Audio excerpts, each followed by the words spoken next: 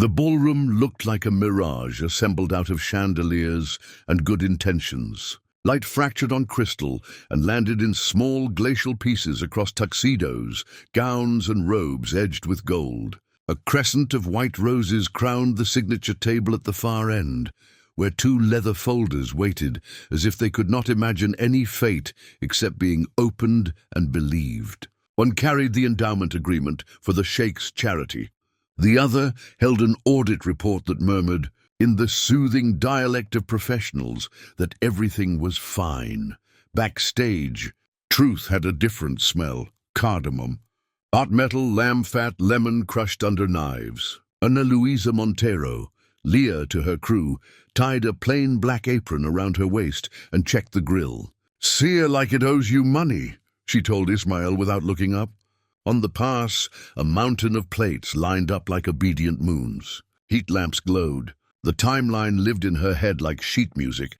Leah worked the way her father had taught her to count, calmly, then suddenly fast. She tasted a smear of tahini, added a breath of garlic, and flicked pomegranate seeds into place with surgeonly tenderness. Renata, pastry lead, slid a tray of saffron olive oil cakes onto a rack and winked. "You hear?" They moved the signing forward. "Cameras at 9, then we played at a sprint and breathe on the turns," Leah said. She checked the lamb, mahogany crust, humming center, and the smoky eggplant resting like a small sunset. She watched the salad station place herbs as if they were secrets. She was not a grandstanding chef. She was an orchestra conductor who refused to play louder than the music. The porter brought a clipboard. A brown envelope rode on top, stamped in red. Urgent. It belonged to finance, technically, but galas turn every corridor into a river delta. Leah signed where the arrow instructed and tucked the envelope beside the spice bins to open after the first wave. Yet it pulsed in her peripheral vision like a fire alarm that had learned to whisper.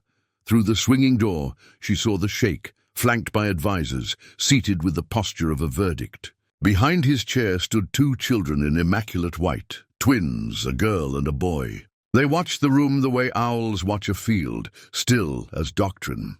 The girl looped a narrow red ribbon around two fingers, tightening and loosening it, as if checking a pulse. The boy touched her elbow when the orchestra tuned, the private language of siblings. "Listen, remember, mezzes went out smooth as a rehearsed apology, hummus satin shiny, tabbouleh bright as a tiny forest, mutable with that smoke that makes the mouth imagine firelight." When the rush softened, Leah took the envelope and slit it open with a paring knife. Invoices slid out. Saffron, pistachios, lamb, linens, florals, security hours, an ice sculpture that had somehow become an argument for civilization. At first glance they looked civilized. Logos behaved. Dates marched. Then the numbers began to squeak. She saw euros disguised as dirhams, commas pretending to be decimal points, decimals acting innocent where commas should live. Two linen invoices carried the same serial number but wore different vendor names like masks. A firm called Hilal Logistics billed at odd hours with PDF text that looked soft around the edges. The faint halo of a document exported 3 times by someone who didn't respect fonts or consequence. The saffron line read 2500, 00, a figure that could become anything if you were lazy enough. Leah pressed her thumb into the paper until she left a pale crescent. Receipt rose in her mind. Her father at the fish market bargaining with arithmetic, explaining how numbers confess when you give them a quiet room. People who disrespect numbers, he'd say, will disrespect people next. They think no one will check. She learned to check. She handed grill command to Ismail for 5 minutes. "Listen to the meat," she said. "It will tell you when it's ready." Then she slipped into the service corridor with the envelope hugged against her apron. Guards stood outside a door labeled Finance Suite. A brass plaque below read Al Noor Foundation, Executive Office. The hallway smelled of toner and tea, which is to say paperwork was cooking. "Kitchen reconciliation," Leah said. "Needs to match the audit packet for the signing." One guard buzzed her in with the shrug of a man who had seen 100 emergencies and believed only 3 of them. Inside, The CFO, Tarek, arranged spreadsheets like origami, while the Minister of Economic Affairs cultivated a smile designed to explain away storms. They barely looked at her apron. Contractors were furniture that moved itself. Procurement handles invoices, Tarek said, already tired of her presence. Then procurement accidentally cloned them, Leah replied, setting the linen duplicates and saffron bill in front of him. Serial 21967 appears twice under different shells. The saffron reads 2,500. Is that 2,500 in euros, miscounted as dirhams? Also, your Hilal PDFs have the fuzzy halo of a cheap editor. If this were fish, I'd throw it out. If it's money, you're about to sign for a smell. The minister's smile brightened in that way that means, please stop talking. We appreciate vigilance. Any irregularity will be corrected in due course. Due course is the morning after the headlines, Leah said. You're asking donors to believe numbers that don't believe themselves. And there are 2 children out there who think their father can turn paper into clean water. Don't teach them otherwise. It was unwise to point toward the royal family. It was braver than unwise to do it with flour on your sleeve. Before either man could choose a register of dismissal, Leah stepped backward out of the room, as politely as a fire alarm, and carried her certainty back to the pass. The kitchen had questions. She answered with plates. Main course tasting landed on time, and the dessert silenced conversation like good news. Saffron olive oil cake with rose cream and pistachio dust. Dark chocolate date tart under a ribbon of tahini caramel that looked like a signature. A runner whisked 2 tastings to the VIP room. Leah followed because courage hates sitting still.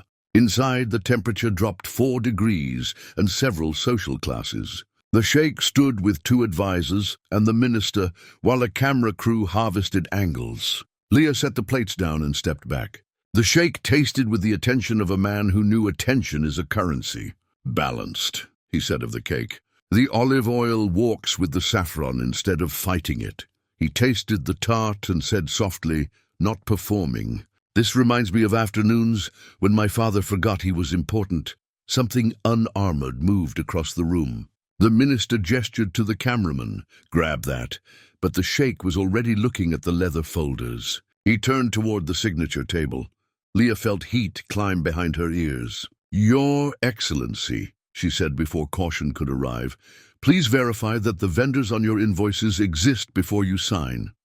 Silence, except for the camera's breath. The minister's smile returned, hinges oiled. Finance has conducted all due diligence. Respectfully, finance missed duplicate serials, embedded fonts and currencies dressed as other currencies, Leah said. It looks minor on paper. A signature turns it into larceny. The sheikh tapped his spoon against porcelain, a soft percussion that reset the air. We do not audit during tastings, he said. That's when there's still time to stop a mistake, Leah answered, and her throat felt like a door she had finally walked through. Tarek entered with the folder and the calm of a man who irons his thoughts. Leah didn't look at him.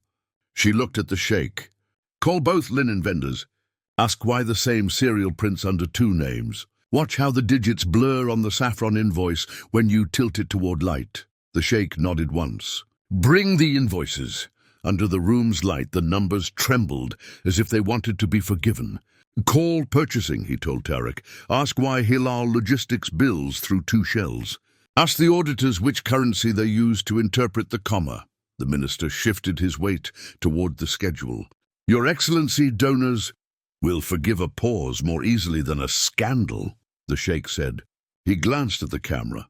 Turn that off. The cameraman obeyed as if the lens itself were relieved. A side door opened. A small figure slipped in and stood near the wall. The girl twin, ribbonless now, hands folded, face clear as water. Her eyes found Leah's wrist, where during a corridor encounter moments earlier, the children had tied that narrow red ribbon for luck. The girl didn't speak. She only watched, which is its own verdict. Tarek's phone finally produced a voice. He listened, turned paler by degrees, and said, Purchasing is checking the shells. The word checking did not sound like victory. Of course they are, Leah murmured, not triumphantly. Shells rent truth by the hour. The sheikh looked at Leah as if rereading a line and finding a new meaning. Who told you to come to finance? No one, she said. The envelope told me, urgency is where mistakes breed. He almost smiled, almost. Return to your ovens. We will move the signing. Back in the kitchen, Leah gathered the crew for a 1-minute huddle. Service continues. We plate like cameras are off. If the program shifts, we shift quieter.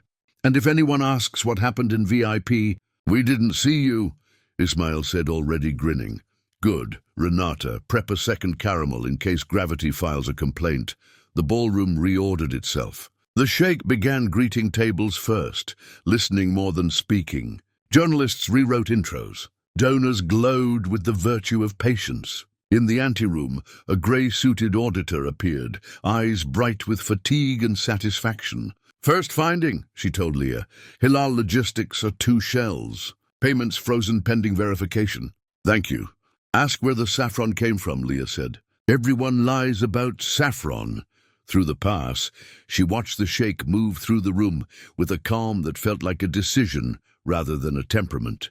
Twice, he bent to hear a question from a guest who assumed he was too small to be heard. The twins drifted at the edge of his orbit, small moons learning gravity. Leah felt something rearrange inside a prejudice she hadn't admitted. Cold can protect as well as wound. Near midnight, the sheikh stepped into the kitchen, rare territory for robes. The room straightened. He breathed in the air of caramel and citrus and spoke without ceremony. Numbers are confessing, he said.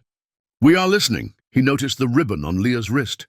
My daughter will ask whether I saw you, he added. I will say yes. Leah only nodded because her throat had filled with steam. When he left, pride made a sound like a pan settling after heat. The audit's rhythm replaced the orchestra's. Finance quietly moved the signing to the end of the evening, framed as allowing additional recognition of donors. Journalists rolled their eyes and swapped batteries. The kitchen became a metronome the room didn't know it needed. Service held. When the first wave of desserts arrived at the tables, people smiled the way people smile when something true reaches them through their mouths. An aide met Leah in the anteroom with an interim report. Duplicate cereals confirmed. Inventory builders rentals. Saffron sourced via a third party that cannot produce import documents. Will announce a procedural review. The minister will survive. I'm more interested in the scholarships, Leah said. Do they survive? They do. The signing will be cleaner, smaller, and later. The aide hesitated. If anyone approaches your station asking for access, call security. Leah returned to the oven that had decided to be moody and coaxed it back with patience and a prayer to physics. She made a note in her pocketbook, vendors to call, cereals to ask. The sentence, you can choose not to be afraid, which she had scribbled earlier without meaning it as a vow. Outside, the desert night pressed its cool palm against the palace walls. After 1 a.m, the signing finally happened, stripped of the vendors that had been invented for the purpose of eating. Statements praised vigilant stewardship. The minister smiled with 2 fewer teeth. Tarek stood 2 steps behind the lens and looked like a man who had begun drafting a different resume in his head. Leah watched from the service door, exhausted and oddly steady, the ribbon warm against her skin. When the last tray returned and the chandeliers dimmed to the expensive starlight of maintenance crews, she stepped into the courtyard to remind her lungs what unsalted air felt like. Chef, said a small voice. Samira and Amir stood by the arcade, a guard pretending to study a lamppost a few meters away. Did the numbers confess? Amir asked, rocking on his heels. They're thinking about it, Leah said. Truth is shy until someone holds the door. Samira offered a long scarf, the exact red of the ribbon, its edge embroidered so finely it looked like handwriting. For when numbers pretend to be brave, she said. You can give it back when you don't need it anymore. Leah tied it at her throat, where a chef's cravat might live, and felt less victorious than prepared. Readiness is a kind of hope. She thanked them with a seriousness children respect. Clean-up replaced ceremony. Pans stacked, waste logs signed, coolers checked. the sweet dictatorship of the dish pit restored. On Leah's station, the brown envelope sat once more, stubborn as a stain. She didn't bin it. She slid it into her bag next to the notebook and the pen that wrote, like it knew more than she did. On her way out, she passed the signature table. One leather folder lay open as if the truth itself had placed a finger to keep the page. She resisted the urge to tidy it closed. Some pages need air to finish becoming correct. In a few hours, the audit would start calling names. Leah was a contractor. She could be thanked and erased in the same paragraph. Or not. That was tomorrow's jurisdiction. Tonight, she walked into the desert air with caramel on her sleeves, a scarf around her neck, a ribbon on her wrist, and the feeling you get when a kitchen survives a storm by remembering what heat is for earlier that evening, minutes after she first opened the envelope, and before courage decided to stand up, Leah had paused in the service corridor to breathe. The hallway held the hush of carpet and money. That was when the twins drifted close, escorted by a staffer who understood that children are rivers, and you guide rivers by walking beside them. "You're the dessert lady," the boy said, bright with conspiracies. "I am the person desserts complain to," Leah answered. The girl studied the envelope under Leah's arm, then her face. "Are you scared?" she asked bluntly, the way only 8-year-olds and honest elders do. "Yes," Leah said, equally blunt. "Scared I'll miss something that matters." The girl unwound the slim red ribbon from her fingers and offered it as if it were a tool instead of a toy. "My grandmother says red remembers. Tie it on and you won't forget." Leah looped it around her wrist twice and knotted it. "Deal. In return, I'll show you a trick." She cupped her hand to her ear and leaned toward the envelope. "Listen. Numbers make a sound when they're wrong. Not loud, like a shoe that doesn't fit." The boy leaned in, giggling. "What do they say?" "They say, 'Check me.'" She lowered her hand, and the three of them stood for a second in the conspiratorial quiet that belongs to kitchens and children. "Before we go back," she added softly, "do me a favor. When people are very busy, they forget how to be brave. If your father looks busy tonight, remind him he's good at brave." The children nodded, solemn as magistrates. Then they vanished in the direction of the music, leaving the ribbon and a promise behind. If you're listening to this story somewhere far away on a bus, at a sink, under a late-night lamp, drop a quick note of where you are. Stories travel better when they know the route. Then keep going with us. The next part is where a kitchen picks a fight with a spreadsheet and doesn't lose. Service did not slow, just because an audit had entered the building. Knives kept their bright tapping. Pans hissed. Tickets breathed. Leah ran the pass like a metronome. Call, plate, wipe, send, while a second mind ticked through serials, shells, and commas that lied. "Hydrate," she told the line. "We're running a marathon disguised as a gala." In the anteroom, the grey-suited auditor set up a field desk. Laptop, scanner, legal pads. She introduced herself not with a speech, but with method. When Leah brought a power strip and water, the woman looked up. "Farah," she said, "thank you for electricity. Only ingredient pastry can't loan," Leah said. "If you need quiet, the elevator hall smells like onions and privacy. First pass?" Farah lifted a page. "Hilal Logistics are 2 shells. We froze payments. Linen cereals trace back to in-house stock. So we rented what the hotel already owns," Leah said. "On paper," Farah replied. "We'll ask paper to stop lying." Leah returned to the pass, retied the thin red ribbon on her wrist, and rescued a tray of vegetables going limp under lamps. "Leaf lives matter," she told guard manager, and the room smiled with its hands. She checked the lamb shoulders for the small give that means fat has kept its promise, corrected the angle of a spoon so the tahini looked like intention instead of gravity, and sent a wave of plates with the confidence of a tide. The kitchen exhaled in synchrony and inhaled again on cue. This is how rooms survive. A navy suit appeared at the corridor mouth with a clipboard and the confidence of a person who believed rooms were waiting for him. "Who supervises this station?" he asked. "I do," Leah said without pausing. "I'll need your logins to the purchasing portal." "Quick check. Keep it in the family. Kitchen's portal is pen and paper." She held up her oil-smudged notebook. "If you want a screen, Farah will broker it." His smile thinned. He flashed a different badge. The steward with the radio looked at Leah. "Take him to Farah," Leah said. "Give him a chair, not a screen." He left with a shrug shaped like later trouble. Leah filed the feeling and plated through it. The banquet manager glided in with the balanced urgency of a man who has taped earpieces into his dreams. Signing moved again. "He'll greet tables. Speeches later. Feeds better," Leah said, doubling runners and sliding an auxiliary tray jack into a seam only she could see. She redrew the route from oven to door in her head, saving 6 steps per plate. 6 steps multiplied by 90 plates is 1.5 miles of dignity.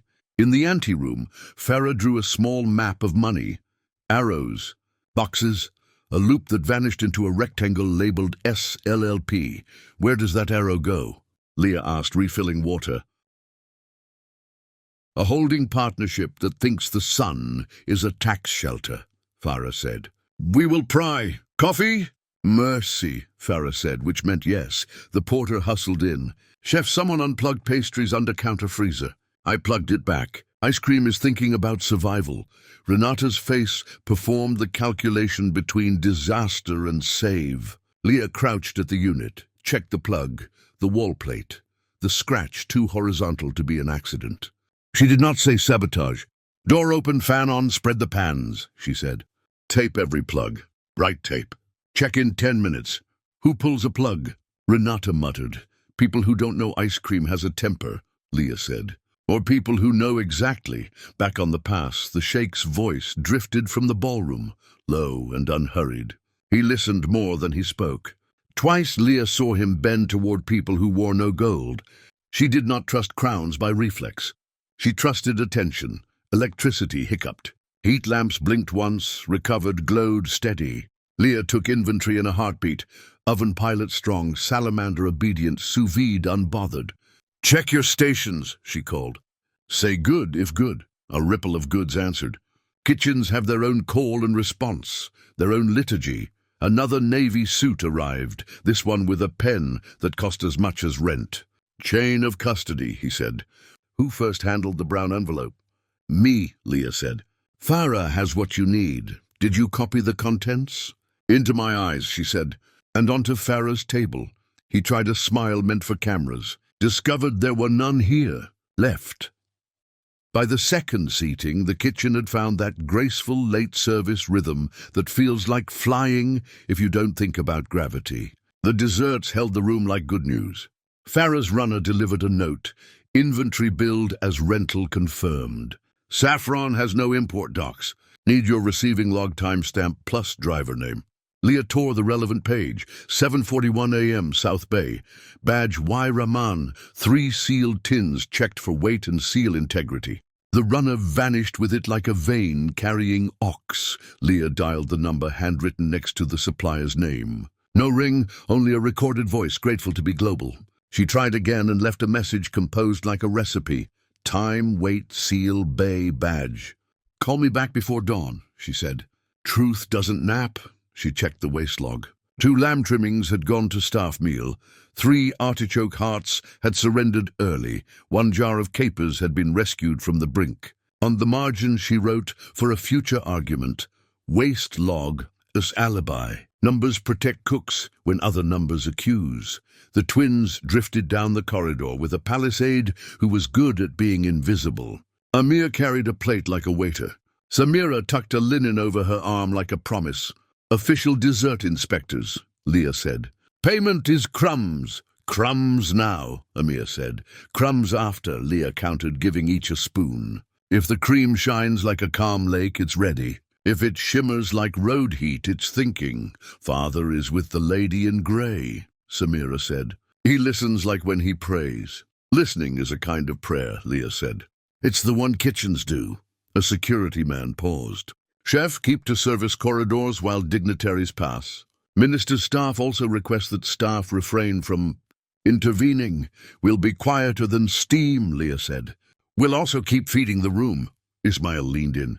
"The steward says SLLP shares a director name with the minister's cousin." "Stir the sauce," Leah said. Let auditors audit. The porter returned, eyes urgent. Chef, printed receipts by the service elevator with your initials on the corner. Not your handwriting. Bring one. He handed over a slick page, ALM, in theatrical loops that mimicked nothing Leah had ever written. Amounts matched the suspect invoices. The date read yesterday. The timestamp lived 15 minutes in the future. Tape the rest shut, Leah said. Note, deliver to Farah. Do not let them orbit. Renata's jaw set. They're trying to feed you to the narrative. If the narrative is hungry, give it bread, Leah said. No one eats people in this kitchen. She took a photo of the forgery beside her real initials on a staff meal slip, the comparison so plain it felt like a kindness. She sent the picture to Farah with one line, My M is a tired bird. Within a minute, Farah replied, bagging now. Thank you. Navy Suits returned with a colleague whose lapel pin did not belong to the hotel. We need to speak with you away from your station, the penman said. She is at work, Renata said. A cliff in human form. It will take a moment, the colleague offered. Then the moment will wait, Leah said. Service first. We have questions about documents that bear your initials. Farah loves wayward paper, Leah said. She keeps a scanner warm. Refusal to cooperate is not what this is, Leah said. Cooperation is choosing the right room. A steward with more courage than rank rescued the scene. Gentlemen, the anteroom, he said, shepherding them away with the confidence of a man who had kept many weddings from becoming news. The program shifted again. Procedural review and vigilant stewardship floated in from the ballroom like phrases pressed flat by irons. Then the Sheikh spoke. He didn't ask for quiet. Quiet arrived. We sign only what we have seen, he said. We prefer clean to quick. Spoons clinked in the kitchen like applause.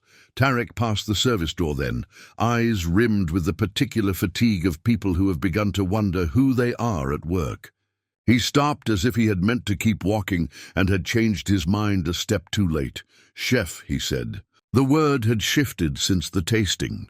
It carried less varnish. Any disruptions from my side? Only visitors asking for the wrong room, Leah said. Farah is building a map. Maps like quiet. He followed her glance toward the anteroom, where the little scanner glowed. It will be noisy before it's quiet, he said, almost to himself. Do you keep raw receiving manifests? In the black binder by the soap, Leah said. And a backup on clipboards, because computers daydream. He nodded, relieved by the practical answer the way people are relieved by a cool glass of water after a speech. If anyone asks, he added, I was here to thank the kitchen. Then thank us by letting Farah work, Leah said. When he left, Leah pulled the black binder and flipped to the morning produce counts.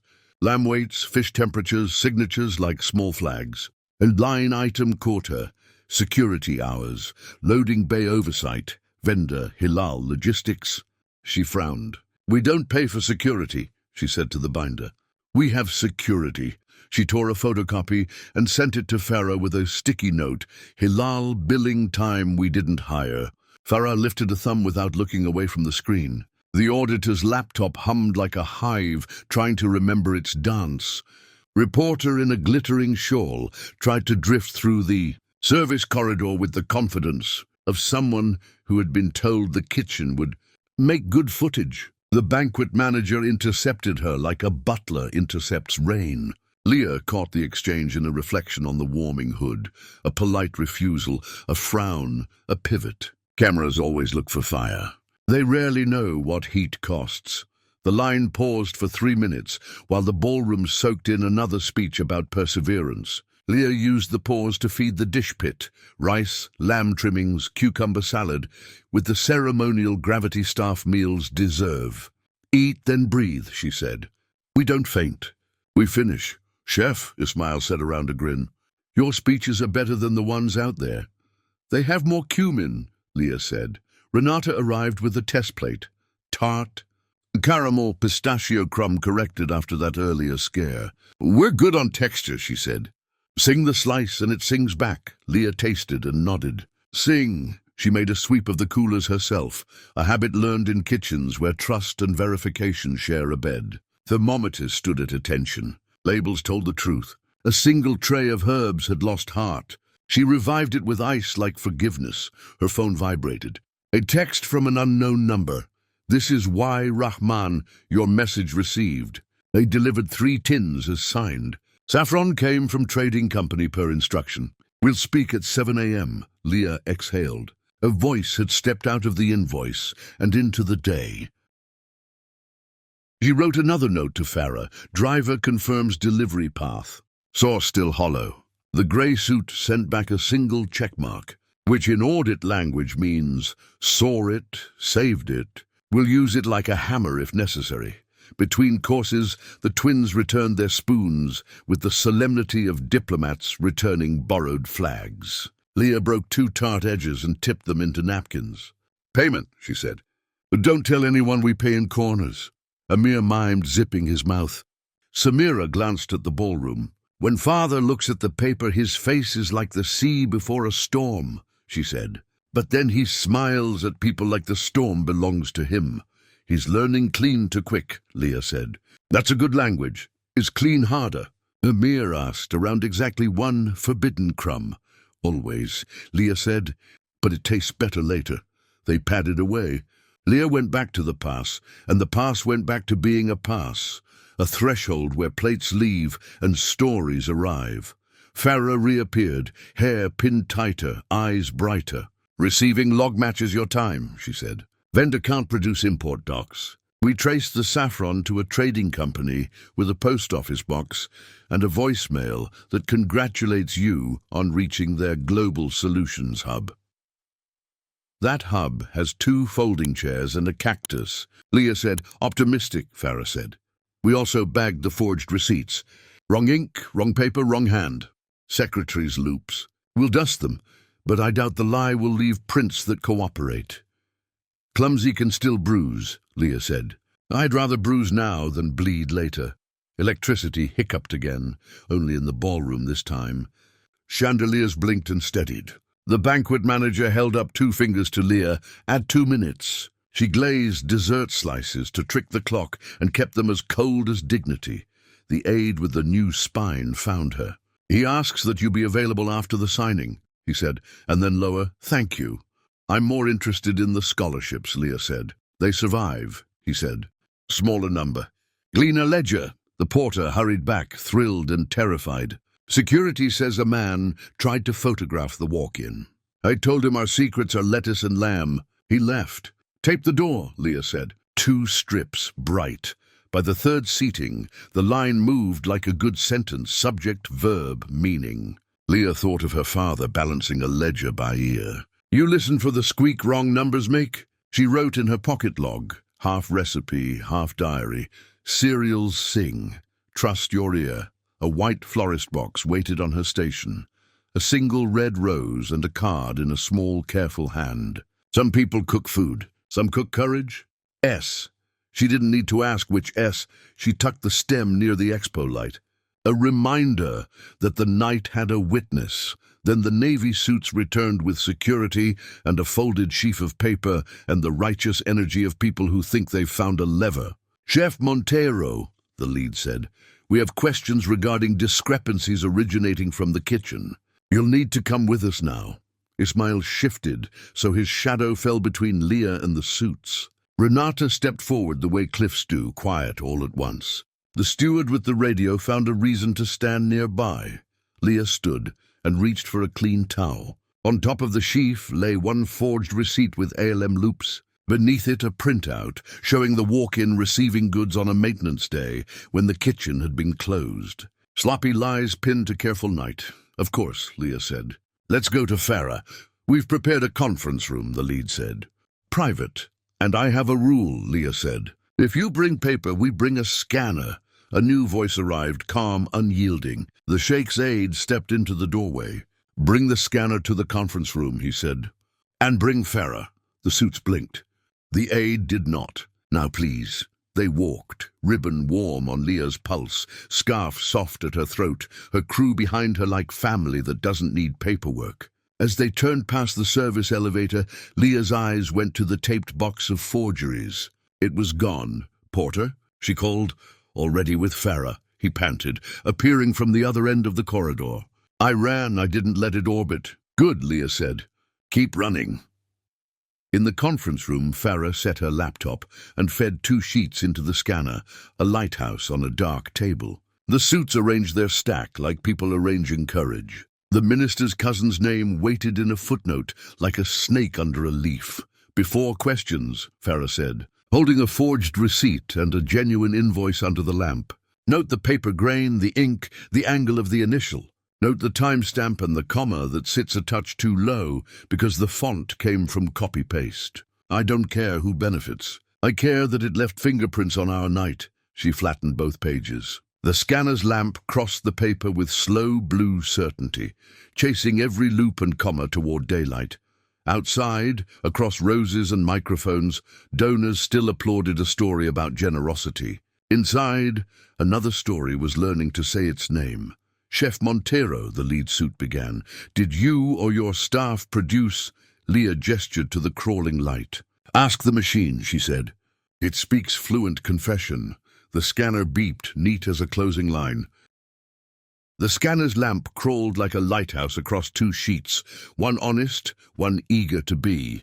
Farah watched the pixels bloom on her screen, then split the capture into layers with the grace of a surgeon and the joyless patience of a bookkeeper. Different paper grain, she said. Printer banding inconsistent. Ink density too uniform for our floor machines. And here, she zoomed until the comma swelled like a planet. The glyph sits a fraction lower than the baseline. Copy-paste from a font pack that doesn't match the printer's native set. The lead suit folded his arms. Technicalities, fingerprints, Farah answered. Paper has pores and lies hate pores. She slid the forged sheet into a clear sleeve and labeled it with time and initials.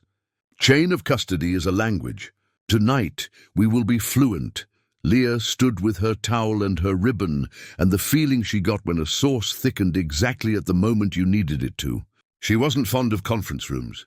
They smelled like air conditioning and undecided coffee. But the hum of the scanner sang the kitchen's song, method heat-proof. The door opened. Tarek entered, eyes smudged with calculation. A second later, the minister slid in, smile hinged to its pedestal. We are missing the show, he said. Can we accelerate? We can, Farah said. With access. She pointed to the procurement portal on her screen. I need permission to export the raw logs. Not PDFs, the actual event trail, edits, timestamps, user IDs. If you cannot provide it, we will recreate reality the long way. The minister's smile warmed the room exactly 0 degrees. Recreate it, then understand the cost, Farah said. Recreation uses feet and eyes. It asks kitchens and storerooms to become auditors. It slows service and makes donors hungry. Guests are fed, Leah said evenly. We'll stay fed. What we don't feed is a story that eats scholarships. The lead suit saw an opening. If the kitchen is involved, the kitchen should be tested. Demonstrate your integrity, chef. Reconcile every line item your team touched, ingredients, rentals, labor, against physical stock and receiving logs. Before dawn, he said it like a man offering a dare across a bar. Farah didn't blink. That request is outside your authority. Leah lifted a hand. It's inside mine, she said. We'll do it. Renata, who had accompanied Leah like a quietly loaded argument, looked at her as if tasting the idea for bitterness. 3 hours, she said. We need runners, scales, and truth. The minister leaned on the back of a chair. If the chef wishes to prove her innocence, she wishes to feed people and not be lied about, Farah said. But yes, we will accept your test, on our terms. She turned to Leah. You lead the physical recon. I'll follow the money trail. We meet at the hinge. Deal, Leah said. Gentlemen, do us a kindness and get out of the kitchen's way. They returned to the corridor. The hotel's night hum met them, a sound that knows it is outnumbered by time. Leah split the task like a prep list. Ismail, your scales and weights. Renata, you audit pastry, flour, sugar, chocolate, cream. Count what went in and what remains. Log temperatures for anything that breathes. Porter, you and I are receiving logs and walks to storage. Steward, I need 2 carts, 3 clipboards, and tape. Bright tape, the color of good warnings. Brightest we've got is hazard yellow, the steward said. Perfect, Leah replied. Tonight we love hazard. She looked at the dish team. Your witnesses. Every bin we open you watch. Every count you initial. People think dish pits are invisible. Let's disagree. They moved in choreo. In the walk-in, cold air slapped cheeks awake. Ismail weighed lamb bones against recorded trim. Renata calculated cream used versus cream left, corrected for evaporation like a sailor trimming a map. Leah read receiving manifests aloud, while the porter checked the South Bay security log for Rahman's badge ping. They wrote the details in thick block letters like notes you leave your future self when you know it will be tired. Time, temp, weight, who saw it. Chef, Ismail said, holding up a bag of saffron. The label read yesterday's date. The seal looked disappointed, and the lot code wore the wrong number of digits for that exporter. This tin belonged to a family that never met our kitchen. Photograph, then bag, Leah said. Farah gets the flour that lied. She logged the time and the tiny rebellion of the comma in the lot code. Numbers leave footprints. Tonight, they were walking in wet cement. The porter returned with a printout. South Bay badge log shows Rahman at 7:41 and again at 7:52. 2 entries, no exit. Loading dock doors cycle weird, the steward said over the radio. Sometimes exit pings miss, or someone cloned a badge, Renata muttered. Or copied a name. Leah wrote 2 pings, 1 person, confirm physical.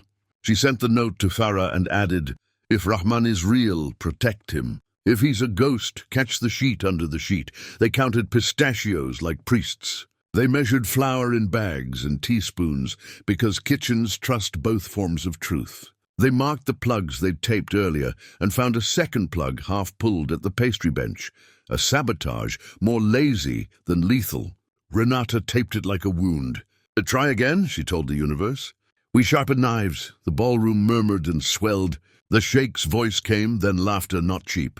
Leah pictured his daughter's face, the clear water of it. Clean before quick, the man had said aloud. The room had believed him because he had believed himself. 2 navy suits reappeared with what they thought was authority upgraded. We'll need to secure the walk-in and the dry store, the penman announced. Chain of custody. Then chain yourselves to Farah, Leah said. We're not stopping service. Guests still live in the building. Refusal to comply, we're complying with reality, Leah replied. If you want to watch, sign onto the clipboards and start counting parsley. She handed him a pen. The penman did not take it. The steward did, signed a neat witness line and kept counting. The suits hovered, as if hovering were a job. At 12:23 a.m., power sagged in the anteroom and the scanner hiccuped, resumed, hiccuped again. The light browned like sugar, then found itself. Farah texted, if they cut me again, I'll move to the elevator hall. It smells like onions, but has resilient outlets. We have extension cords and stubbornness, Leah replied. Also a UPS for the salamander. Steal it if you must. Approved larceny, Farah wrote back, which was a joke and a plan. They finished the first pass. Leah stacked the clipboards and read the totals aloud, like a captain reading a manifest at harbour. Quantities received, quantities used, quantities remaining, variance explained by trimmings and yield. Desserts on target, Renata reported, hair escaping its pins. Chocolate within expected loss. Cream exactly right, which I will take as a compliment. Lamb checks, Ismail said. Bones and portions match. Waste goes to staff meal as logged. No phantom pallets? Pistachios? Leah asked. Within 1 fist, Renata said, holding up a palm. Which is pastry for precision. Approved pastry's fist, Leah said. She sent Farah the photo of the wrong-coded saffron, with a second shot of the tin seal, so crisp it might confess on its own. The reply arrived in 20 seconds. Trading company doesn't exist at listed address. P.O. box belongs to an events firm with 3 employees and 1 golden LinkedIn page. Cross-checking who pays their rent. Tarek materialized in the walk-in doorway, each breath small. He looked less lacquered, more person. I'm told you're reconciling the night by hand, he said. We're showing you how not to be lied to, Leah answered. Want a pen? He took the pen. "If the portal logs won't export, I can still print the administrator's audit trail." "Do it," Leah said. "Bring the trail to Farah. Bring your spine, too." He nodded as if he had found it somewhere between the invoices and his pulse. "Minister wants a statement at dawn. He'll say the word vigilance many times. He will not say fraud. Say clean instead," Leah said. "The room understands that one." The twins peeked in because of course they did. Amir wore a paper hat the steward had folded. Samira held a flashlight like a relic, sweeping it along labels with the seriousness of a lighthouse. "We are not touching anything," Amir announced preemptively. "You are touching light," Leah said. "That's allowed." Samira flattened the beam on the saffron tin. "This one wants to hide," she said. "Most lies do," Leah replied. "We teach them how to be seen." A cook from a rival hotel, poached for the gala, recently demoted to plating microgreens, sidled near the door and then thought better of it when Ismail's look suggested that microgreens could become macro problems. Kitchens have borders. Tonight they had customs agents, 1:07 a.m. Farah had rehomed the scanner to the elevator hall with a snake pit of extension, cords, and one kidnapped UPS unit that had indeed belonged to the salamander. "No one tell the salamander," she said. She waved Leah over. "You want a midpoint?" "Serve it," Leah said. Farah clicked open the procurement portal on red only and scrolled back 2 months. "Shells started small," she said. "Little nibbles." Then someone realized no one was counting commas, and the nibble became a bite. Linen rentals every event. Security hours billed by third party when in-house staff did the work. Saffron through a company that sells nothing else and exists mostly as a mailbox. And here, she pointed at a username in the event logs. A procurement account that only logs in at night, edits 2 fields and logs out. "Whose?" Leah asked. "Masked behind a generic role," Farah said. "But the IP lives inside the Foundation offices. If we had admin, we'd unmask. Absent that, we triangulate.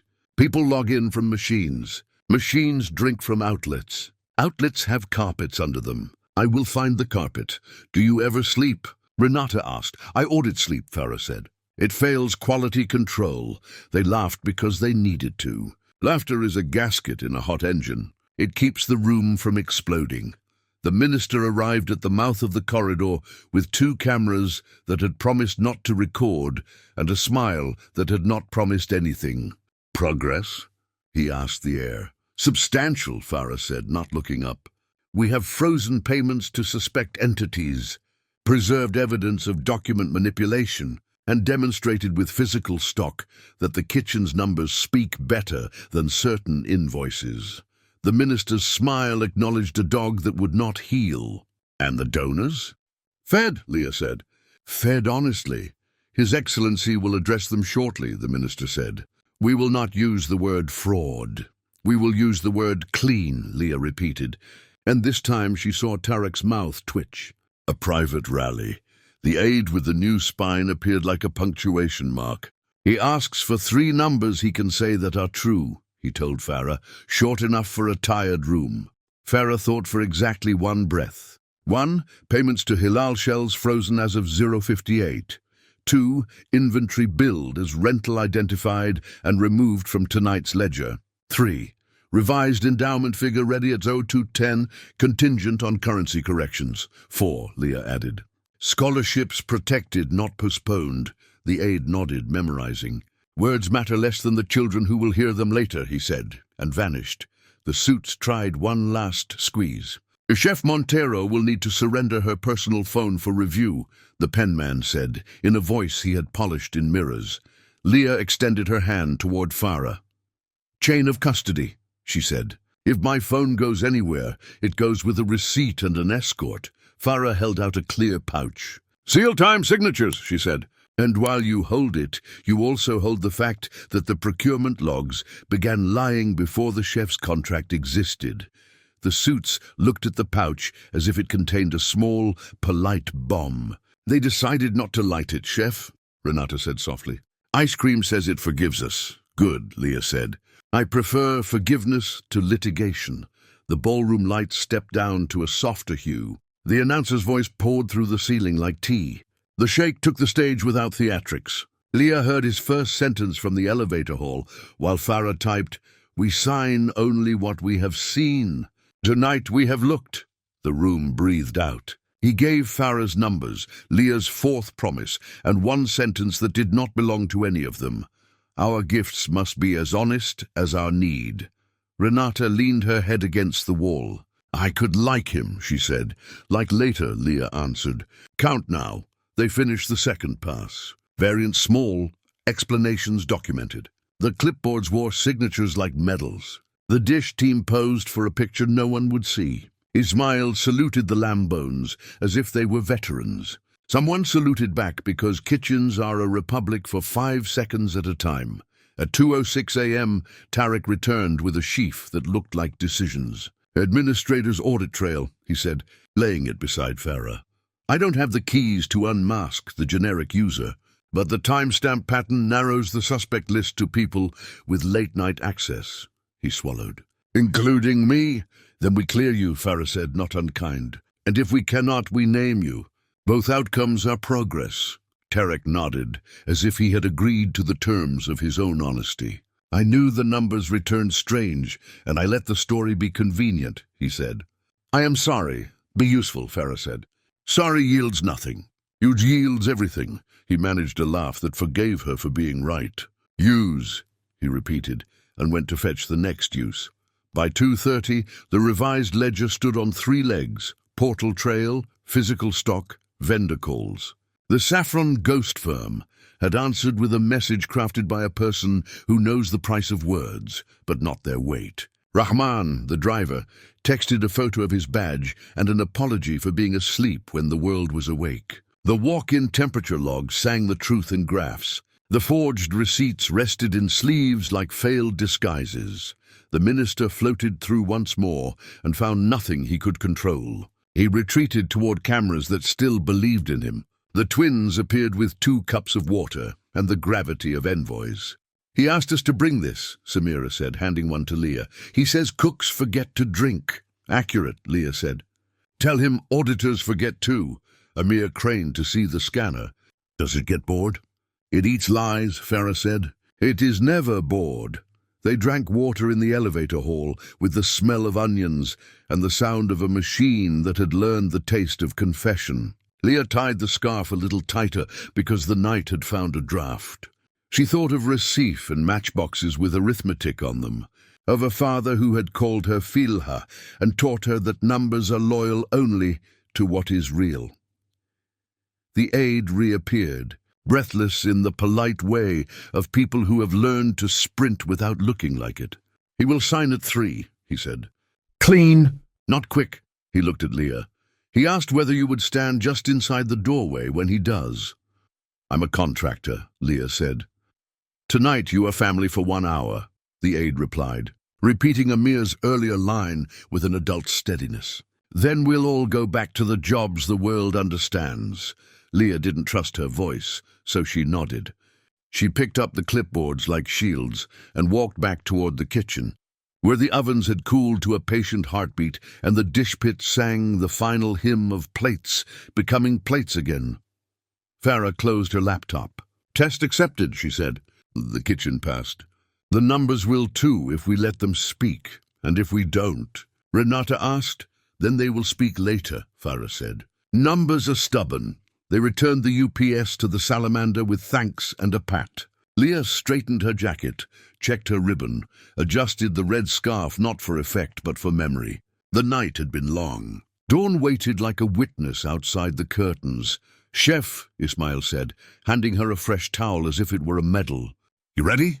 "Ready is what we do," she said. The scanner beeped one last time, neat as a period. The ballroom at 3 in the morning felt like a cathedral that had decided to stay awake. Chandeliers dimmed to the wattage of honesty. Flowers held their breath. Staff moved in the wide, careful arcs of people who know sound travels farther at night. Somewhere beyond the roses, a podium waited for a sentence that wouldn't lie. Leah tightened the red scarf at her throat. The ribbon on her wrist tapped her pulse like a small drummer insisting on time.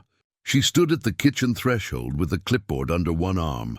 the night's reconciliation written in block letters, and watched the room make room for truth. On stage, the minister hovered near the microphone, as though proximity could make it his. The sheikh stood half a pace back, eyes level, hands light on the sides of the lectern. Farah occupied the far aisle with a tablet and a face that had learned optimism from evidence.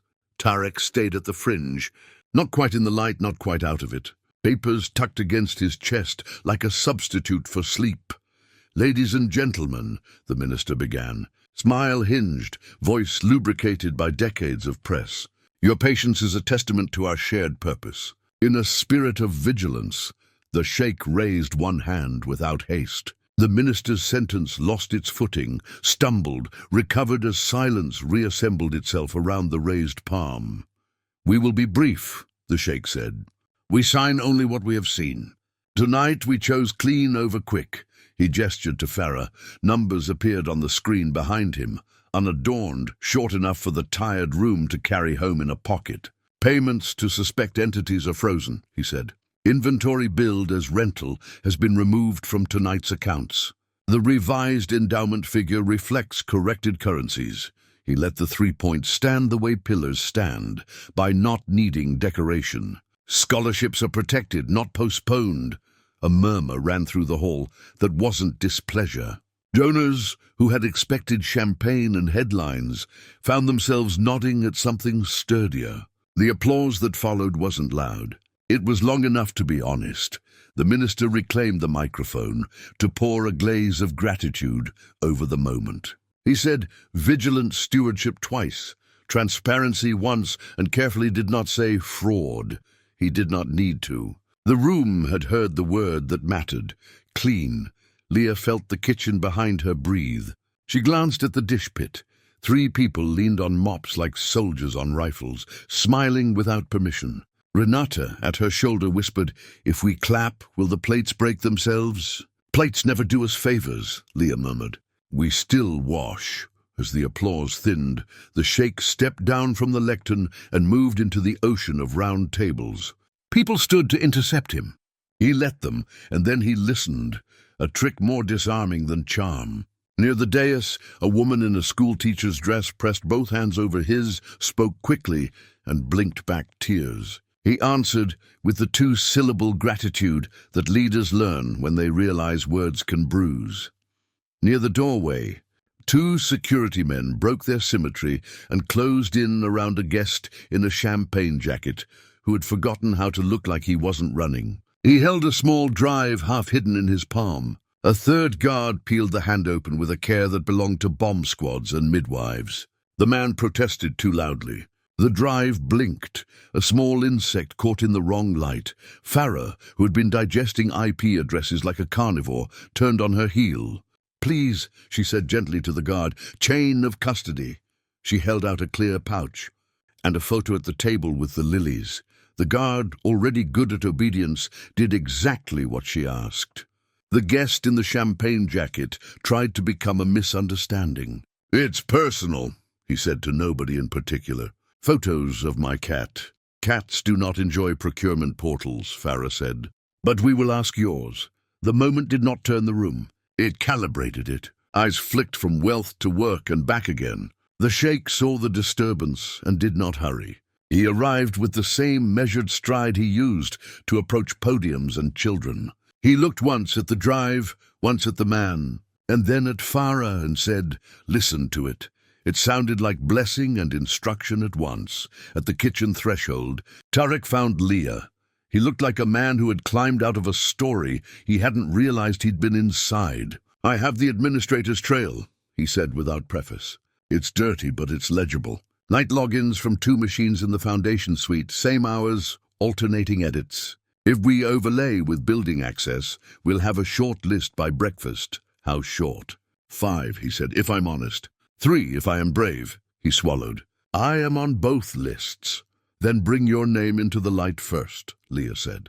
"It softens the glare for everyone behind you." He nodded like a person agreeing to surgery. "I keep thinking," he said, "how easy it is to mistake a habit for a principle. We signed numbers because we were tired and because they were tidy. You fed people because you were tired and because it was right. Feeding people is how we count, Leah said. You can change your habit. Farah joined them long enough to pass the pouch with the drive to a palace officer whose badge translated to "doesn't lose things." Our champagne friend's cat likes to visit late-night procurement pages, she said. We'll see whom the cat knows. Is this bigger than tonight? Leah asked. Everything dishonest is bigger than the day you catch it, Farah replied. We found carousel vendors that jump between events like fleas. Same shell names echo in other foundations, herded by an S, LLP that rents a floor of an office building that has no lights on after 11. She smiled without humor. The carpet may be ugly. The ballroom's energy shifted, as if the people inside had decided to be an audience instead of an audience being decided for them. The minister drifted toward cameras, which drifted toward donors, who had the delicate skill of being filmed without perspiring. The sheikh paused by the service doorway.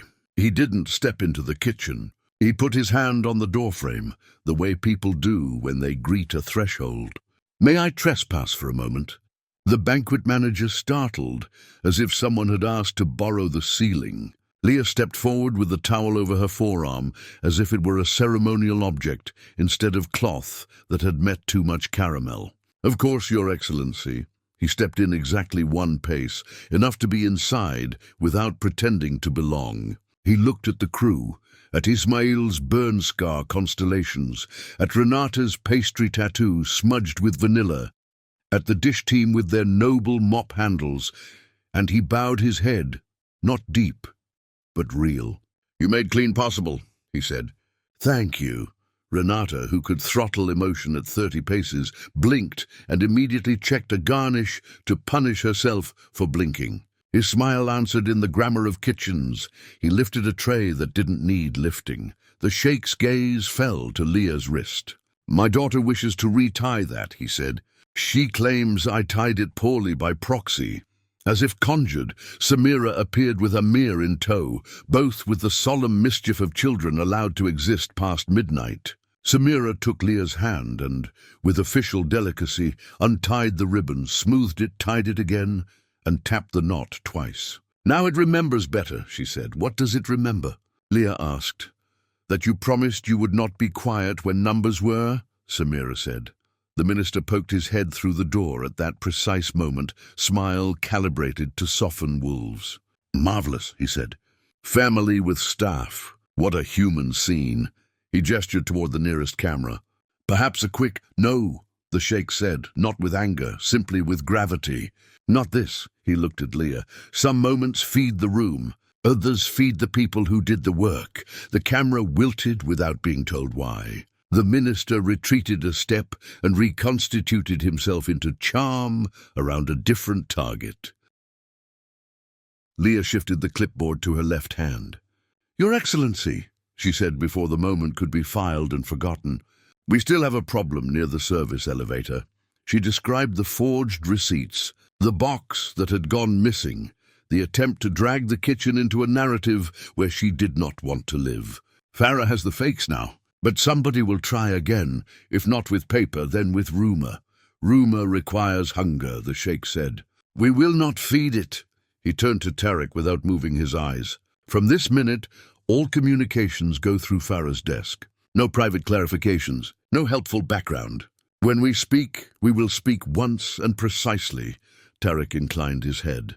Understood. The word felt like a rope he had decided to hold. The aide with the new spine arrived with a murmur. Press wants to know if carousel vendors is a phrase we recognize, he said, somehow making the sentence both ridiculous and important.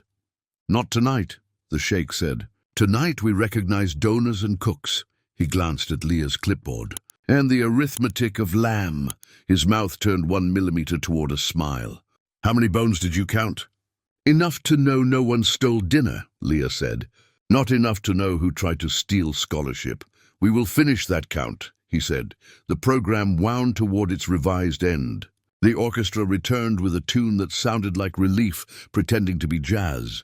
Guests drifted toward exits with the carefully casual pace of people who want to be seen neither fleeing nor loitering. Staff loosened the first 2 notches of their competence and returned to carrying heavy things with grace. In the elevator hall, Farah and Tarek stood over the tablet like 2 surgeons deciding which clamp to sever first. "Here," Farah said, tapping the audit trail. "The generic user edits the currency field 18 times across 3 events. Always between 23:10 and 23:40, always on Tuesdays or Fridays, always from the same subnet. If we map the subnet to physical outlets, we get 6 offices. 1 belongs to a public relations consultant, 1 to the minister's liaison, 2 to junior procurement analysts, 1... The PR consultant has a cat," Tarek said, glum and oddly literal. "He posts about it. Then we will adopt the cat," Farah said. "And the liaison? What about me?" Tarek asked, not as a man pleading innocence, but as a man asking for a job description inside a conscience. "You bring coffee to the confessions," Farah said, "and you stop calling it vigilance." "Call it accounting." He nodded, absorbing relief like a sponge that had been left dry too long. "Accounting," he repeated, as if the word had sworn to be more than a department. The steward radioed Leah. "Chef, PR is asking whether the kitchen can spare a smiling team shot for social. They say it helps close the narrative loop. Tell them the loop will close tomorrow," Leah said. "Tonight we have loops that boil." She looked around at her crew. "If anyone wants a photo, you decide. I'm not your permission." The dish team immediately took a picture of themselves in the reflection of the walk-in door and laughed, like knives clinking gently. The champagne jacket. Guest, now nervous in a chair with a guard for company, watched the kitchen corridor the way a dog watches, the door where its owner left. Leah felt a flicker of pity. She also felt the steadier heat that keeps pity from making bad law. "Would you like water?" she asked him, because decency doesn't outsource.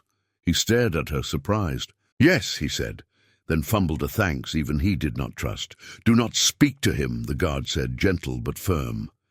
"I didn't," Leah said. "I spoke to his thirst." She handed the cup to the guard, who decided to let the universe be decent for a second and passed it along. At 2:47, the ballroom lights stepped down again. The announcer's voice invited the room to rise for the rescheduled signing. The phrase made Leah grin despite herself. Clean had learned to wear a tuxedo. She stood just inside the doorway, where the aide had asked, clipboard in hand like a talisman of arithmetic. The sheikh took his place at the table, not under roses now, but under simpler lights. Farah occupied the edge of the frame with her pouch and her tablet, and the look of a mathematician who remembers the ocean. Tarek stayed where he could see both the donors and the door. "On behalf of the foundation," the sheikh said, "we accept your gifts and also your patience." He didn't rhapsodize. He put the revised figure on paper like a man placing a stone where a wall needs it. Applause carried the sound of something other than spectacle. It sounded like respect catching up. When the pens lifted, he did something Leah did not expect. He stepped away from the table and walked not to the camera cluster, not to the donors waiting to be gracious, but to the kitchen threshold. He didn't cross into the heat. He stood at the line where heat begins. "Chef," he said quietly, so that the microphone wouldn't steal it, "would you accept a small protection?" "Protection?" Leah asked, suspicious and touched in equal measure. "Some people will be angry that you chose clean over quiet," he said. "They will try to call you names you do not own. They may attempt to close doors you have already learned how to open. I cannot stop everyone, but in this house your contract will not be the lever they think it is." He extended a simple card, no crest, no flourish, bearing a direct number and 4 words handwritten in Arabic and English. "If pressed, call me." Leah took the card as if it were a fragile tool. "I'd rather call your auditor," she said. "Call her first," he said. "Call me if someone forgets why she's allowed to work." He hesitated, then added, with an awkwardness that made the words heavier, "My children would be disappointed if I did not offer." She smiled at that. "They retied my promise," she said, touching the knot. "I plan to keep it." He inclined his head and returned to the donors. The aide with the spine exhaled, like a man who had been holding an elevator all night. Renata leaned against the threshold and whispered, "Did we just get adopted?" "For 1 hour," Leah said. "Then it expires and we go back to salt and heat." The room thinned. The after-ceremony chaos, a gentler beast than the before-ceremony kind, wandered the corridors, collecting lost scarves and small arguments. Farah approached with a tidy stack. "Conference room at 9, she said. "I'll bring the carpet map." She glanced at the card in Leah's hand and smirked. "Good. If anyone tries to put you in a story you don't belong to, we'll put them in a spreadsheet they don't enjoy." "Is Tarek on our page?" Leah asked. "He's holding the margin," Farah said. "By breakfast, he will write in the center." They walked the long way back to the kitchen, not because they needed the exercise, but because victory should not rush. In the service corridor, the porter had finally sat down on an upturned crate, the universal throne of people who make other people's nights possible. Leah handed him a leftover tart corner, the religion of pastry permits communion after combat, and wrote a last line in her notebook, "Clean before quick." Under it, smaller, "Remember to drink water." The night did not end so much as change shape. The orchestra put their instruments to bed. The chandeliers exhaled. Someone found a jacket that did not know its owner. Someone else found an owner who had become better than his jacket. At the very last, when the ballroom was a geography of chairs and the kitchen was a geography of steel and soap, the twins came once more like an epilogue you didn't realize a story needed. Amir carried a napkin with a badly drawn cat. Samira carried a small, heavy book bound in red cloth. "This is from our library," she said shyly, "for you to borrow." On the spine, Proverbs and Sayings of the Desert. Inside the cover, in a neat child's hand, a sentence copied twice. "Quick fire burns bread. Slow fire bakes it. I will return it with crumbs," Leah said. "As proof I read." "You can keep the crumbs," Amir said. "We have cats," apparently, Leah said, thinking of procurement portals. They grinned, bowed in both directions, and vanished down a hall that felt less like a palace and more like a house where children live. Leah closed her eyes for 1 count of 10. Then she opened them, stacked the last pans, and faced the dawn through a kitchen that had not lied to itself. She had a card in her pocket, a proverb in her hand, a knot on her wrist, and a promise to honor with work. The moral turn of the night wasn't a trumpet. It was a threshold simply crossed. Outside, the desert's first light found the roses and made them honest. Inside, a cook adjusted her scarf and went to wash one more tray, because every story that wants to last needs an ending that looks like care. By 9 in the morning, the palace had traded sequins for spreadsheets. The ballroom slept under a tarpaulin of silence, while a smaller conference room woke up like a courtroom that refused wigs. Coffee arrived in steel urns. Pens appeared in tidy rows, as if ink could promise the day would behave. Leah came in through the service corridor, carrying 2 things kitchens trust, a clipboard and a towel. The red scarf sat at her throat. The ribbon on her wrist had learned the pulse of the building. Farah already occupied the far end of the table with her tablet, a portable scanner, and the calm of someone who had eaten lies for breakfast and found them unsatisfying. Tarek hovered near the projector, like a man deciding whether to turn on a light in a room he might still leave. The minister entered with an entourage that had slept in their suits. His smile arrived first. "Let's keep this efficient," he said, which is how people ask mercy from time when truth has decided it will not hurry. The sheikh took the seat at the head of the table and did not touch the microphone. "We'll be precise," he said.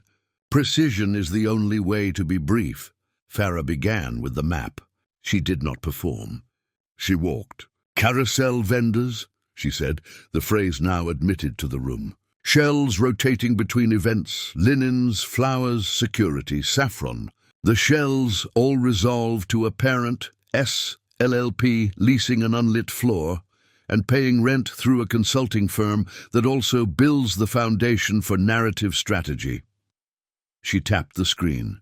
Two machines inside the Foundation edit currency fields, late at night. The edits travel through a generic login that masks use mine, Tarek said, saving her from the sentence. The room shifted, some chairs away, some toward. He laid a printout on the table, hands steady, because they had decided to be. These are the administrator's trails. I approved invoices that were too tidy and questioned serials only in my head. I did not doctor entries. But I let convenience pretend to be integrity. That is my fault. The minister's hinge smile lilted toward relief. Good, we can focus on process weaknesses rather than actors. Systems fail. People are human. Farah didn't bother to look at him. Systems are people wearing lanyards, she said. And people leaving fingerprints. She slid a clear pouch onto the table, the thumb drive from the champagne jacket. This device contains cached portal pages and a few extracurricular photos. The cached sessions match the masked edits. The device owner works for your liaison. Eyes swung to the liaison, a slim man with immaculate hair and the pallor of someone surprised by daylight. He lifted his hand, a schoolboy volunteering to avoid being called on. I assist with donor relations, he said. Sometimes after hours, I help procurement finalize entries, tidying commas, changing punctuation, just housekeeping. You know how the portal can be. It makes you pick currencies that look alike. We were always going to reconcile later. Leah thought of her father tapping a matchbox. Later is where rot vacations. She didn't speak. She watched Farah, who did. Housekeeping, Farah repeated, gentle enough to sting. Who told you to tidy where you had no key? The liaison's eyes flicked, half a heartbeat toward the minister. It was brief enough to deny. It was long enough to record. Emails, Farah said. Please. Tarek opened a folder as if it might tug back. He slid printed threads across the table. From the liaison to me, he said, referencing smoothing currency for donor messaging. From the PR consultant to procurement, consolidate linens to Hilal to avoid messy vendor lists. We'll regularize paperwork later. From me to procurement worse, because I wrote it. Proceed. We need clean optics before clean numbers. No one breathed for a beat that counted as a confession. The sheikh, who had not raised his voice all night, still did not. Procurement, he said, addressing the room, not a person. If a consultant tells you to tidy numbers, you will refuse. If a liaison asks you to adopt an account you do not own, you will invite him to leave the building. If a CFO prefers optics to honesty, he will step down or step up. Both are stairs. Tarek closed his eyes the way men do who recognize the name of the staircase. I will step up, he said quietly. By stepping aside, the minister found his microphone. Your Excellency, this is a tragic misunderstanding of roles. Liaison liaise. Consultants advise. Finance executes. We all wish to avoid confusing the donors. Donors are adults, the sheikh said. They can chew complexity. Farah slid a second pouch across, the forged receipts from the service elevator. We dusted, she said. Office Secretary Inc. The initials are traced from a staff meal slip we found in the kitchen trash, helpfully retrieved by the porter, who does not let paper orbit. The forgeries were printed from the PR floor after midnight. That floor keyed access using your liaison's badge. The liaison tried a smile. It fled. The secretary sometimes prints enough, the sheikh said. Not loud, and the room obeyed. He turned to the auditors, not Farah, but the older man beside her, who had said nothing all morning and still looked like a library. Process remedies, the sheikh said. Speak now, not in a report. The older auditor unfolded a short page. Segregation of duties, he said. No edits without two humans, one of whom cannot drink from the same budget. 2 signature releases on all payments above a knee we set now. Admin access rotated and logged with names, not generic roles. Portal exports by default. No PDFs as primary records. Physical receiving logs cross-checked nightly by someone who wears an apron, not a tie. Quarterly red team audits. Invite someone to try to fool us on purpose and then explain. Everyone looked at Leah as if a backsplash tile had just offered to write policy. She swallowed. Kitchens keep recipes where you can see them, she said. Finance can memo itself, but it also needs a recipe. Bring one, the sheikh said. Leah set her clipboard on the table and turned to the blank whiteboard. She wrote in thick letters, "Recipe for clean money, serves everyone. Mise en place of truth. Name the vendors before the event, not after. Real addresses, real people, real taxes. Heat control, no after-hours edits by a single user. If the portal forces night work, wake a second adult. Taste as you go. Cross-check receiving with invoices each service, not at month end. Invite a cook to count, no ghost ingredients. Freeze payment to shells until they prove they're not costumes. 2 clean hands.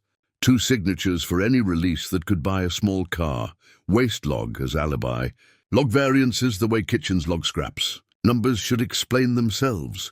Red team dessert. Once a quarter, bribe yourself safely and see if you catch it. Then feed what you learned to the rules. Post the recipe on the wall at eye level where tired people can find courage. She stepped back, towel over her shoulder like punctuation. The room did not applaud. It did something better. People wrote.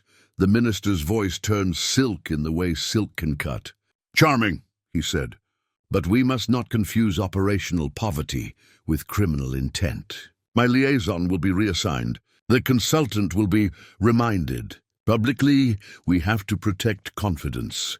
The Sheikh took the pen from Leah without asking, because authority sometimes must borrow. On the whiteboard, he wrote a 9th line in his own hand, no spin. Confidence follows clarity, not cosmetics. The minister's smile tried to live and did not. "Consequences," Farah said softly, because someone had to say the word, and she would not pretend it was rude. "We refer the carousel to the prosecutors. We suspend the liaison and the consultant pending investigation. We review every event they touched in the last 2 years. We publish the new rules before the next gala." She paused. "And we thank the kitchen in a place other than the footnotes." The Sheikh nodded as if he had been waiting to be told what he already knew. "Do it," he said. He turned to Tariq. "I will accept your resignation at month end after you finish the cleanup. Then you will choose whether your next work is accounting or penance." "Sometimes they are the same good thing." Tariq bowed his head. It did not look like defeat. It looked like arithmetic done aloud. The meeting adjourned, not with drama, but with pens being capped. People rose and discovered that shoulders had angles. Leah slipped out the service door and let her lungs remember the polite air of corridors that had not recently learned the word carousel. In the staff canteen, a tray of eggs pretended to be a solution. Renata slid into the chair opposite, hair wet from an honest shower. "We're quoted in a donor's Instagram caption," she said. They wrote, "Clean before quick." "You're a slogan now." "Trade me for coffee," Leah said. "A slogan can't carry pans." Her phone buzzed with an overseas number that felt like Recife. She stepped into a quiet nook and answered. "Mãe?" Her mother's voice arrived with the Atlantic still on it. "Já comi tua sobremesa no jornal," she said, delighted. The reporter described it like love that minds its manners. Leah laughed, then pressed her forehead to the wall because laughter can shake tired bones. "It was a night," she said. She told the story in pieces, twins, ribbon, envelopes, commas that confessed, a sheikh who preferred clean to quick. Her mother listened with that particular silence mothers use when they are building an altar out of your words. "I am proud," her mind said finally, simple as a glass of water. "Your pie, too, from wherever he is. He liked numbers that behaved. He will like that you taught them." Leah promised to call again after a nap and hung up with a small ache that felt like a blessing that had to travel across maps before it could settle. In the afternoon, the palace staff shifted furniture as if moving the past into better light. Barra's team taped the recipe for clean money beside the portal terminals and in the finance suite, and because Leah insisted, in the freight elevator too. "Where tired people make decisions," she said. "Put the words where their eyes already go." The liaison left the building flanked by 2 quiet men who did not thump their chests with law. The PR consultant did not answer his phone. The champagne jacket guest texted an apology to nobody, and then another to Farah's generic inbox, which is to say, to judgment itself. Tarek moved through the finance suite with the efficiency of someone dismantling a machine he had once admired too much. By early evening, donors who had waited for headlines posted something better, screenshots of the whiteboard. The comments were indecently kind. A teacher wrote, "Put this in schools." A nurse wrote, "Put this in our hospital." A cook in another city wrote, "We already did. We call it Tuesday." Leah stood at the kitchen pass during a small thank you dinner the Sheikh had requested for staff. The menu was humble on purpose. Lentils bright with lemon, roast chicken that forgave the day, a salad dressed like a simple apology. The twins delivered water like waiters who still believed in magic. Farah, who had the social metabolism of a cat, showed up, ate half a plate, and left to file something that refused to wait for dessert. Halfway through the meal, the Sheikh lifted a glass. He didn't stand on a chair. He didn't arrange a camera. "To the rooms that make rooms possible," he said. "To the people with towels who remind numbers who they work for." He looked down at the twins. "And to children who tie knots stronger than excuses," Amir beamed. Samira didn't smile. She tucked her chin and examined the knot on Leah's wrist like an engineer evaluating a bridge. After the dinner, the Sheikh caught Leah at the threshold, as he had the night before. "I have an odd proposal," he said, as if discussing a pastry he wasn't sure he liked yet. "A role we do not have, an advisor on the kitchen side of honesty. Someone who walks between heat and ledger." Leah blinked. "A job title that cooks bureaucracy? A job that teaches us to count like you counted," he said. "Temporary to start. Part-time, so you don't divorce your ovens. Paid in money and in the right to tell me when we are being foolish." His mouth turned a millimeter.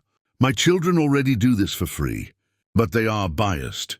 Leah thought of the recipe on the wall, the towel over her shoulder, her father's matchbox arithmetic, Farah's scanner eating lies, Tarek's pen finally writing in the right direction, the way the minister's smile had learned the taste of limits. She also thought of the smell of onions and the sound of a pan settling and the holiness of staff meal.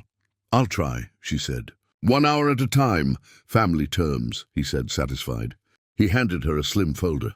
Inside, a short contract, a schedule that did not pretend she could be 2 people at once, and a handwritten note from Samira, "If you need more ribbon, I have more."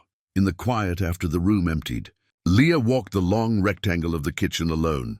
She touched the cool steel of the pass, checked that the burners were truly asleep, stood in the doorway of the walk-in, and respected its weather. She paused at the freight elevator, where the recipe page now hung at eye level. A steward had drawn a tiny star next to line 8. Underneath, someone from Dish had scrawled, "We see it." The red scarf warmed her collarbone. The ribbon kept perfect time. She felt not triumphant but threaded, stitched into a fabric she hadn't known would fit. Work had given her a seat. Clean had given her a voice. The night had given her a story that refused to end at applause. Tomorrow there would be meetings that mistook minutes for meaning. There would be edits that tried to sneak in after lights out. There would be vendors with smiles and shells with misleading names. But there would also be a recipe pinned to a wall and a cook who had learned she didn't have to whisper to be heard. She locked the kitchen door with the tidy satisfaction of an ingredient jar closed well. In the corridor, the aide with the spine nodded like punctuation. "See you at 9, he said. "We're calling it the breakfast of clarity. I'll bring coffee," Leah said. "And cumin, bring ribbon," he said. "We may need to retie something." Leah laughed and stepped into the evening that had a little more daylight in it than evenings usually do. Out in the garden, the roses had stopped pretending and just smelled like themselves. Inside, under a recipe and above a scanner, people who had chosen clean were deciding to keep choosing it. Sun rose without applause, and the palace behaved as if the night had been ordinary. That was the trick of good repairs.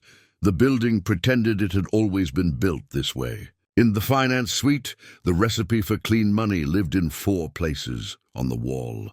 Inside, the portal login screen, laminated near the freight elevator, and taped to the coffee machine where tired truths congregate. Leah arrived with 2 lives folded into one bag, Chef White's rolled tight, a small notebook, and the slim folder the Sheikh had given her. Advisor on the kitchen side of honesty. Temporary, part-time, pay negotiable, courage non-negotiable.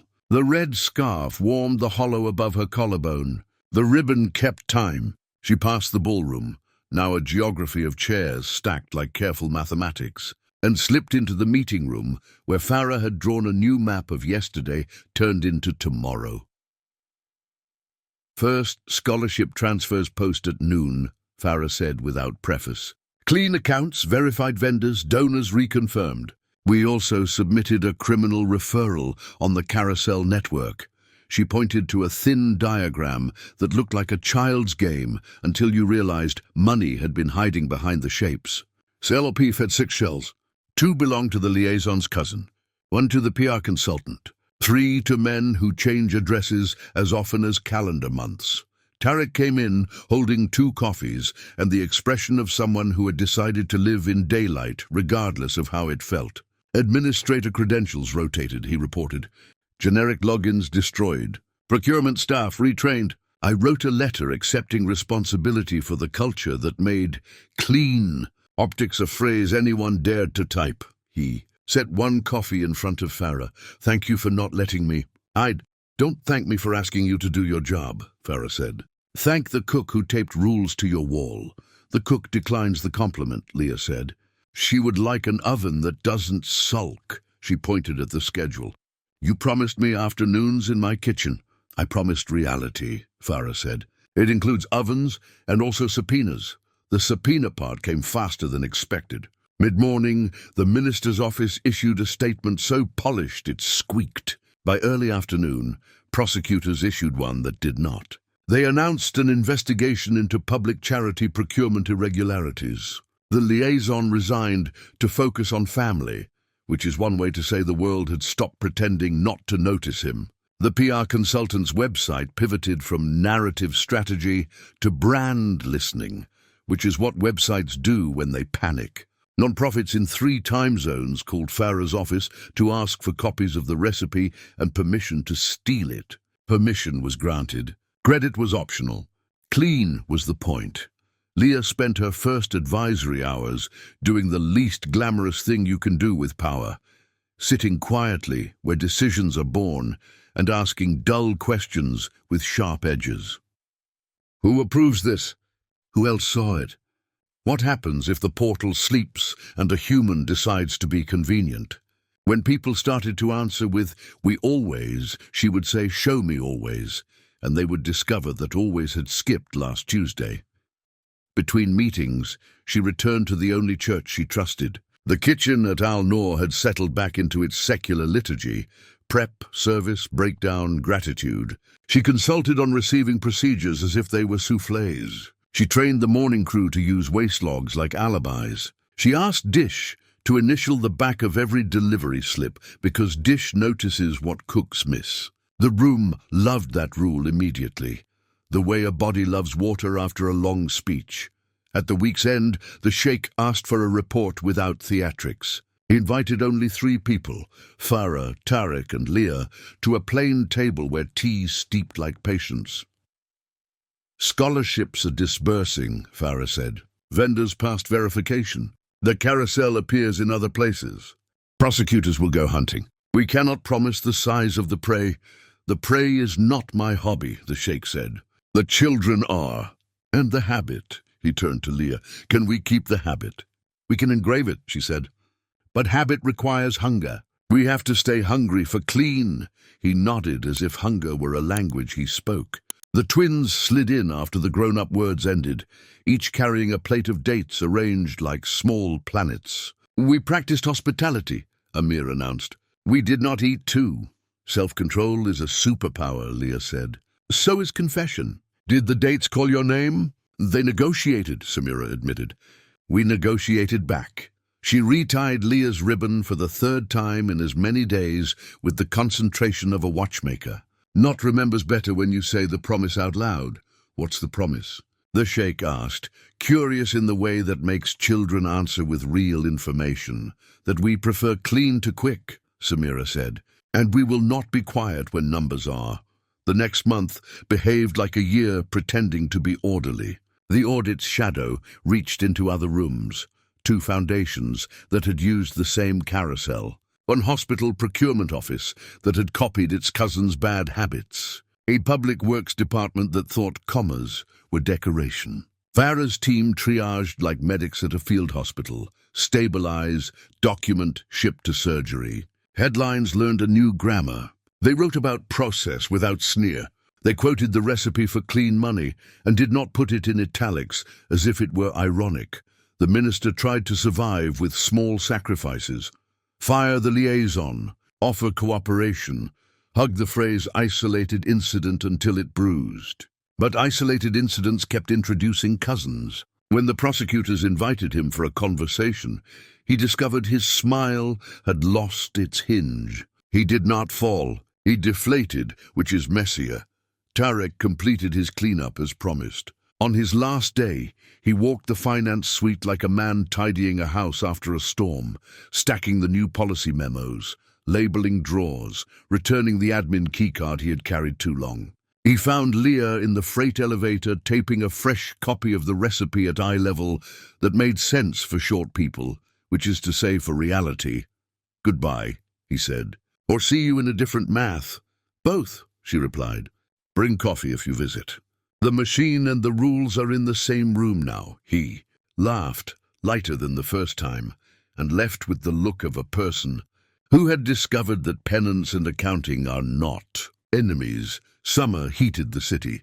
The way memory heats stories, everything shimmered, including temptation. But the portal remained boring. The admin logs wore names, not masks. 2 signature releases slowed afternoons and prevented sins. Receiving turned into a small ceremonial, scale, seal, initials, and people began to enjoy the ceremony because it counted them too.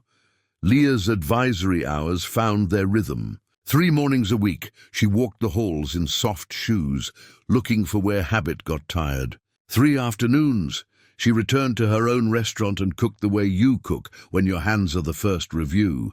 She learned to switch minds without losing either. At Al-Noor, she used towels and questions. At home, she used fire and salt. In both places, she used the ribbon. Once, in a donor's brunch, an elegant guest with a friendly voice cloaked a sharp question in silk. "Chef," she said into a microphone during Q&A, "you were very brave to involve yourself in finance. Don't you worry that crossing lanes will make people think you don't know your place?" Leah treated the question the way she treats a lemon.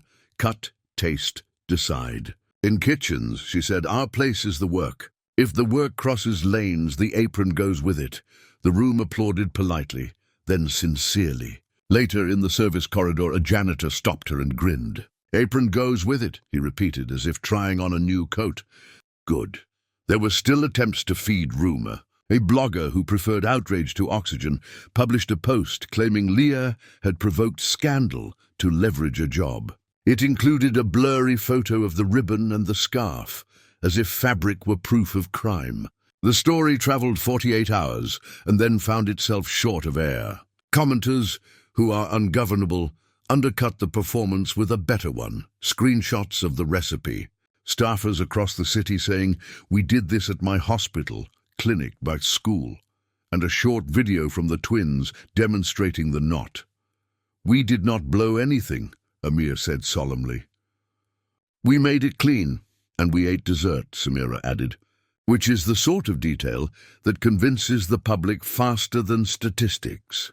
The largest remaining question hovered around the PR consultant, who had gone to ground beneath a jargon blanket.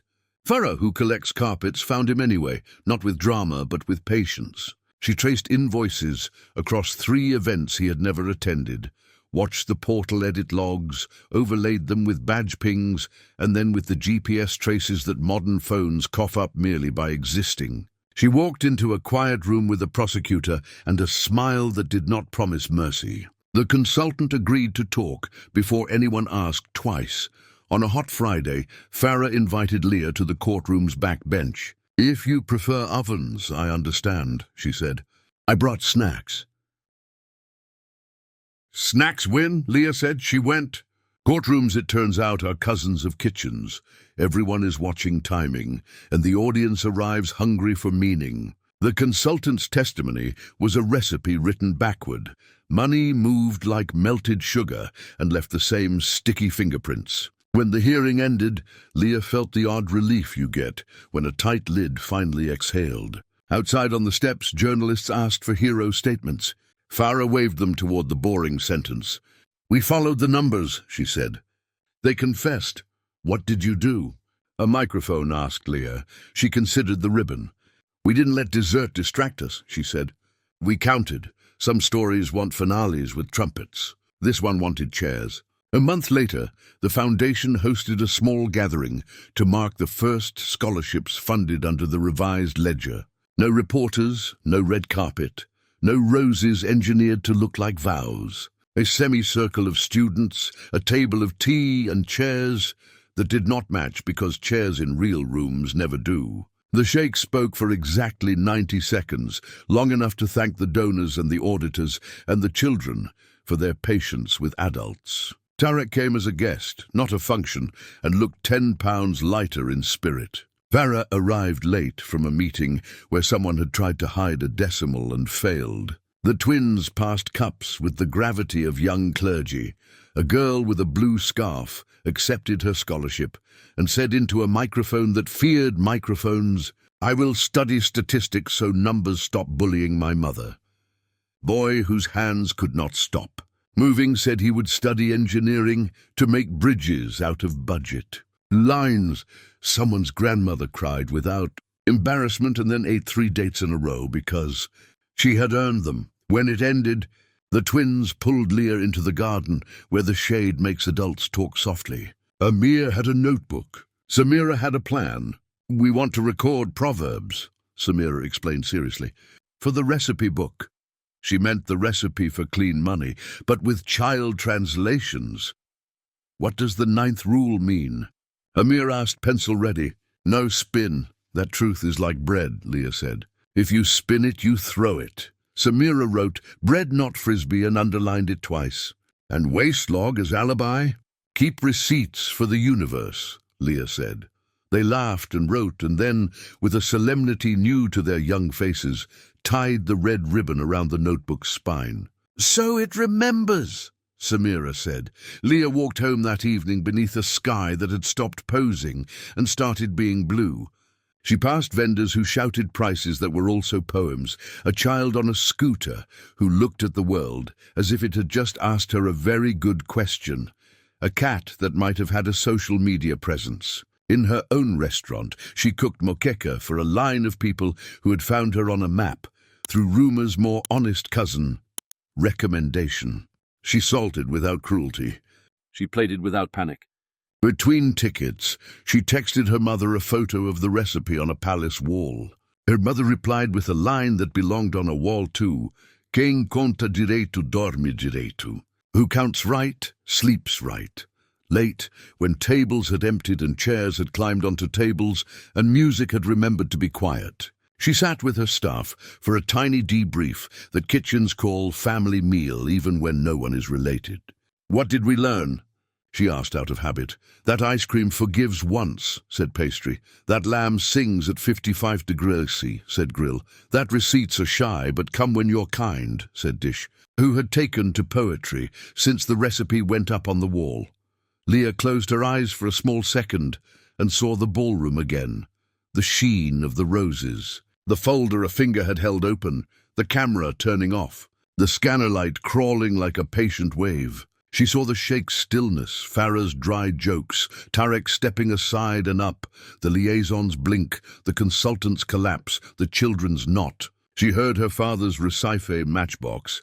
Numbers serve what is real, Filha. Help them remember. She felt the ribbon and retied it once with 2 taps, silent percussion for a promise. Weeks later, the palace held an ordinary dinner for an ordinary delegation that wanted ordinary photographs. Leah was in the kitchen because that's where she fits, when the aide with the spine slid in sideways. "He asks for you," he said. A quick hello.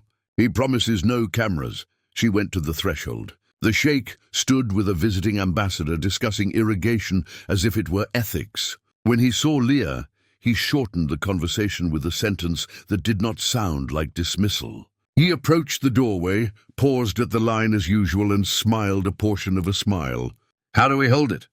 he asked, almost to himself. "What?" "The habit," he said. "How do we keep preferring clean to quick, when quick will always sing louder?" "You make room for boring heroes," she said. "You feed auditors at staff meal. You ask Dish to sign the back of receipts. You put recipes on walls. You retie knots when they get loose. And when quick sings, you hum louder."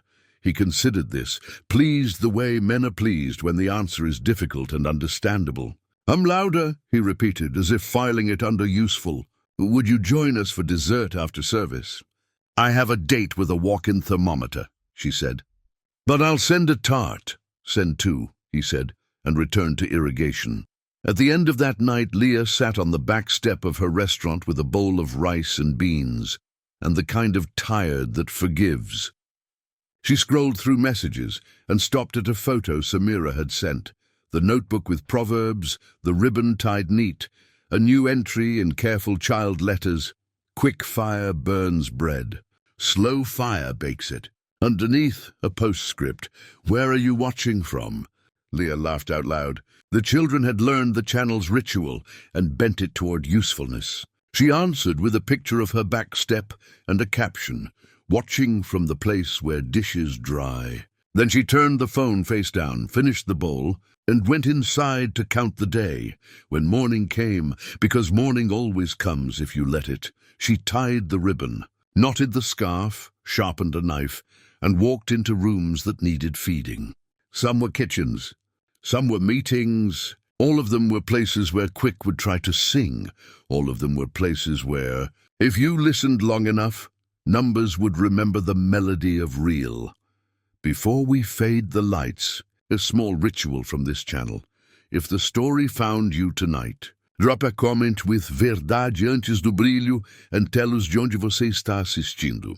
These quiet fights, clean over quick, courage over convenience, travel further when you carry them.